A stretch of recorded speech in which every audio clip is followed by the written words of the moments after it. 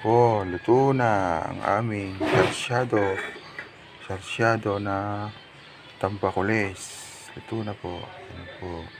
Shout out sa mga kumakain ng sarsyado na tambakulis. Shout out sa inyong lahat. Shout out sa mga nananghalian ngayon at manananghalian pa. Shout out sa inyong lahat. Ayan.